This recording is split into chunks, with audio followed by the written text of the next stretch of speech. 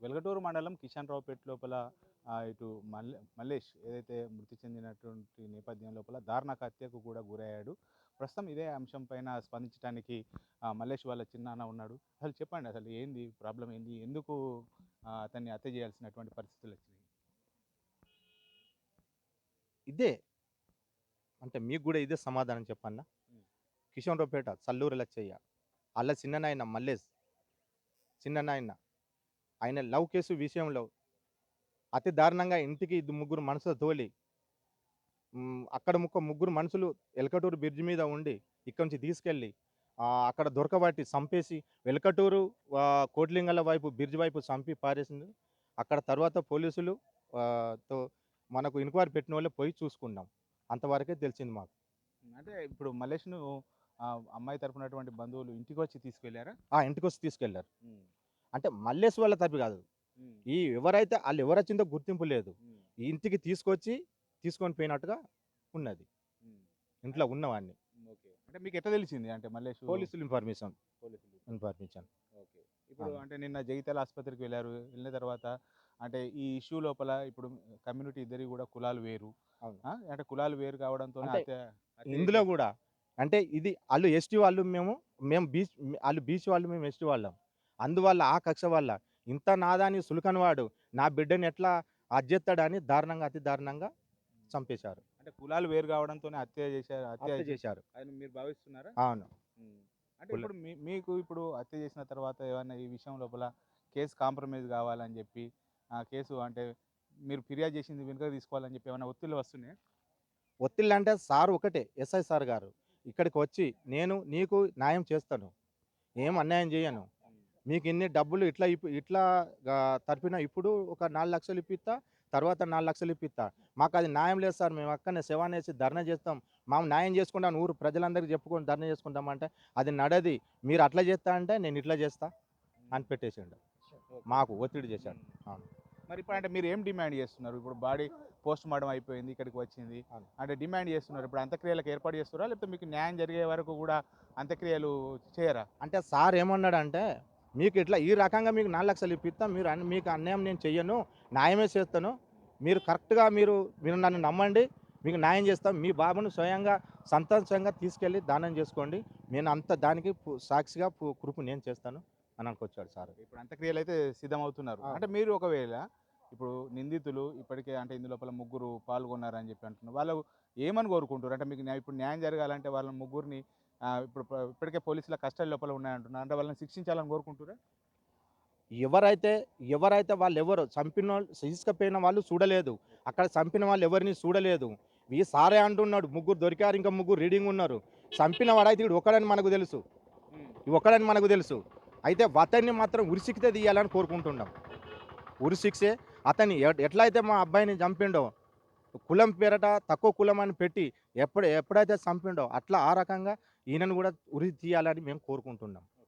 ఇది మొత్తానికైతే ఏదైతే బంధువులు తమ కొడుకును దారుణంగా హత్య చేసినటువంటి నేపథ్యం లోపల తమకు న్యాయం జరగాలి అంటే ఖచ్చితంగా చంపినటువంటి వారిని అందరినీ కూడా ఉరిదీయాలి అని చెప్పి అయితే వీళ్ళు డిమాండ్ చేస్తున్నటువంటి పరిస్థితి కనబడుతుంది. ఇప్పటికే ఇటు ఏదైతే పోలీసులు కూడా ఇటు ఎస్సీ ఎస్టీ అట్రాసిటీ కేసు కూడా నమోదు చేయడం కూడా జరిగింది. ఎస్సీ ఎస్టీ కేసు నమోదు చేశారు.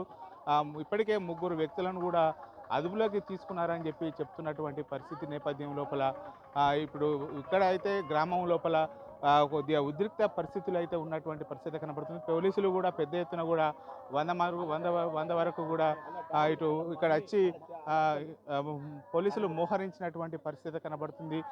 ఇటు తమకు న్యాయం జరగాలి. ఖచ్చితంగా తమకు న్యాయం జరగాలని చెప్పి అయితే వీళ్ళు వేడుకుంటున్నటువంటి పరిస్థితి కనబడుతున్నది.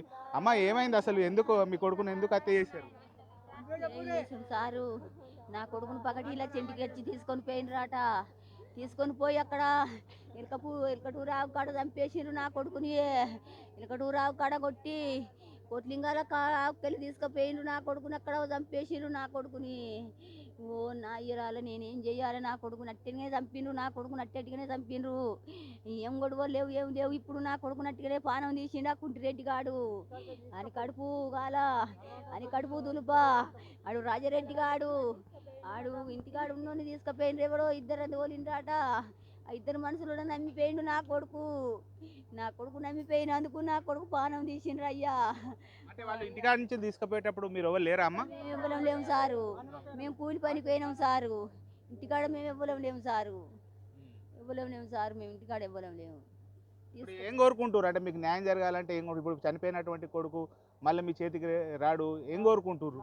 న్యాయం కావాలి సార్, మాకు న్యాయం కావాలి. అంటే ఏంటిది న్యాయం? అంటే మీకు ఏంటిది? ఇప్పుడు సారు శిక్ష పడాలి, వాళ్ళకు శిక్ష పడాలి సారు. నా కొడుకు నన్ను కాదేటోడు వేయిండు, మాకెవ్వరు ఉన్నారు సారు, మాకెవ్వరు లేరు సారు. ఇది మొత్తానికైతే తమ చెట్టంతా కొడుకు ఉన్నటువంటి నేపథ్యం లోపల జరుగుతున్నటువంటి పరిణామాలు చూస్తే తమకు న్యాయం జరగాలి, అంటే ఆ మృతులను శిక్షించాలి, ఖచ్చితంగా శిక్షిస్తేనే తమకు న్యాయం జరుగుతుంది అని చెప్పి చెప్తున్నటువంటి పరిస్థితి. ఇక్కడ చేతికి వచ్చినటువంటి కొడుకు ఒకసారిగా చనిపోవడంతో అయితే ఇటు తల్లి తండ్రి కూడా కన్నీరు మున్నీరుగా విలపిస్తున్నటువంటి పరిస్థితి కాబట్టి ఒకసారి తండ్రిని మాట్లాడించేటువంటి ప్రయత్నం చేద్దాం. బాబు, అసలు ఏమైంది? అంటే కొడుకును ఎవరు తీసుకుపోయారు? అసలు ఎందుకు అంటే మీరు ఏమైంది? నిన్న 9కి ఇద్దరు వచ్చిర్రు సారు, ఇంటికానే ఉన్నాడు మావాడు, వచ్చి తీసుకొని పోయారు ఇద్దరు. ఎలకటూరు నాకు ఎరికే. ఈ అమిత్ షాపుకు నిన్నటి సార్లు చెప్తాను, వాళ్ళను దొరికించుకొని నా దగ్గరికి తీసుకురా సారు, నేను ఏర్పాటు చేసి చెప్తా వాళ్ళకు అని చెప్పిన ఆ సార్కు. తీసుకొస్తా తాత అన్నాడు. నిన్న తీసుకురాలే, ఇవాళ తీసుకురాలి వాళ్ళను. నేను దొరికించుకుంటా వాళ్ళను పట్టుకొని వస్తా, నీకేం బాధ పెట్టుకోకు, నీకు న్యాయమే చేస్తా అని అన్నాడు. అంటే మేము ఆడ ధర్నా చేస్తానని మేము బయలుదేరినాం అక్కడికి. ధర్నా వద్దు ఏమద్దు, మీకు న్యాయం జరిగిపిస్తా, నేను ధర్నా చేస్తే అది పోతుంది ఇది పోతుంది, మీకు ఏమి రాకుండా అవుతుంది. సర్కారు నుంచి 7 లక్షలు వస్తాయి, అవి మాత్రం వస్తాయి. అవి ధర్నా చేస్తే మీకు ఆ పైసలు రావు, ఈ పైసలు రావు. మీరు ధర్నా చేస్తే నేను చేసేది నేను చేస్తా అని అమిత్ షా అన్నాడు. అంటే ఇక నువ్వు చేసేది మేము చేస్తా అంటే అంతా కొట్టుకుపోయి సలా చేస్తారా సారు, ఇక మీరే చేయండి, ఏదన్నా సాయం చేయండి అని చెప్పినాం. చెప్తే సరే అన్నాడు, పోయిన రాళ్ళు. ఇప్పుడు ఏంది అసలు? అంటే మీకు ఇప్పుడు చెట్టంతా కొడుకు అంటే నిన్న దారుణ హత్యకు గురైనాడు, ముగ్గురు కలిసి చంపారని చెప్పి అంటున్నారు. ఇప్పటికే పోలీసుల అదుపు లోపల కూడా వాళ్ళ నాన్న ఇంకో ఇద్దరు ఉన్నారు అంటున్నారు. అంటే ఏంది? అంటే మీరు తక్కువ కులంకు చెందినటువంటి వాళ్ళు కావడంతోనే హత్య చేసిరా? కులం తక్కువ కాబట్టి అట్ట చేసింది సార్. అంటే వీళ్ళిద్దరు ప్రేమించుకున్నారు అని చెప్పి మీకు చెప్పిండా మీ కొడుకు ఎప్పుడన్నా? చెప్పిండా నాడు ఎన్నడో 4 ఏళ్ళ కింద. ఇది 4 ఏళ్ళ కింద గొడవ అయింది, అప్పుడు కేసులు అయినాయి. అంటే కేసులో పెట్టింది. అప్పుడు ఈ కేసులు విడుదల చేసుకున్నాడు, 1 2 అప్పుడు. ఇప్పుడు సపరేట్గానే ఉంటారు, గప్పటి గొడవే ఇక పట్టి ఇప్పుడు ఇట్లా చేసిండు. అంటే మీరు తక్కువ కులంకు చెందినటువంటి వాళ్ళే కాబట్టి పెళ్లికి ఒప్పుకోలేదా?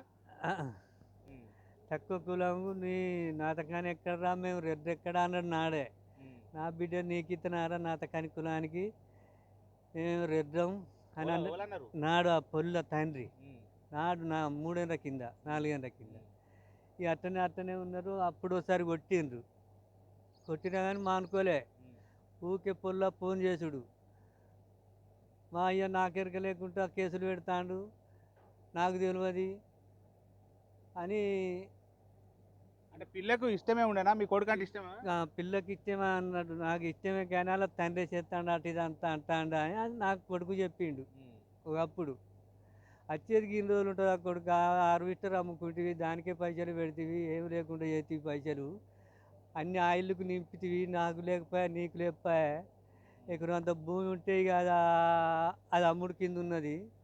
అప్పులు బాగా చేసిండు, అటు పేవించుకుంటా లాస్ట్కు అంటే మీరు ఏం డిమాండ్ చేస్తుర్రు? వాళ్ళు నిన్న అత్యంత దారుణంగా మీ కొడుకును ఇటు నరికి చంపినటువంటి నేపథ్యంలో ఏం డిమాండ్ చేస్తారు? లాస్ట్కి ఏం కోరుకుంటారు మీరు? ఎట్లా న్యాయం జరుగుతుంది అనుకుంటారు మీరు? ఎట్లా అన్నదే ఇక అప్పుడు ఏమన్నారు, ఎట్లా అనుకున్నారో ఏం సంగతి. అంటే వాళ్ళకు కూడా శిక్ష పడాలనుకుంటురా? శిక్ష పడాలని చెప్పినాం, 6 ఆ శిక్ష వేస్తాం, సత్యరాక శిక్ష వేస్తామని చెప్పిండు సారు. అంటే పోలీసుల మీద నమ్మకం ఉందా మీకు? అన్న మాటల మీద గదే నమ్మకం ఉంటేనే వదులుకున్నాం. ఇది అంటే మొత్తానికైతే ఇటు చాలా అంటే మొత్తం ప్రేమ వ్యవహారం చేయబట్టి తర్వాత హార్వెస్టర్‌కు సంబంధించింది కూడా అమ్ముకోవడం జరిగింది. కేసుల నేపథ్యం లోపల కేసుల నుంచి తప్పించుకోవడానికి మొత్తం హార్వెస్టర్ కూడా అమ్మడం కూడా జరిగింది. తమకు ఆసరగా ఉంటాడు, బాసటగా ఉంటాడనుకున్నటువంటి కొడుకు దారుణహత్యకు గురి కావడంతో కన్నీరు మున్నీరుగా విలపిస్తున్నారు. తమ కొడుకును చంపినటువంటి వారికి కఠినమైనటువంటి శిక్షలు వేస్తేనే తమ కుటుంబానికి న్యాయం జరుగుతుందని చెప్పి అయితే బాధితులు చెప్తున్నటువంటి పరిస్థితి కనబడుతుంది. ఇప్పటికీ అయితే అంత్యక్రియలు చేయడానికైతే కుటుంబం సిద్ధమవుతున్నటువంటి పరిస్థితి అయితే కనబడుతుంది. ఇది ఇక్కడ ఉన్నటువంటి తాజా పరిస్థితి. కెమెరా పర్సన్ సంజితో శ్రీనివాస్, బిగ్ టీవీ. ఇల్లు దోకాంచెలు అమ్ముకునే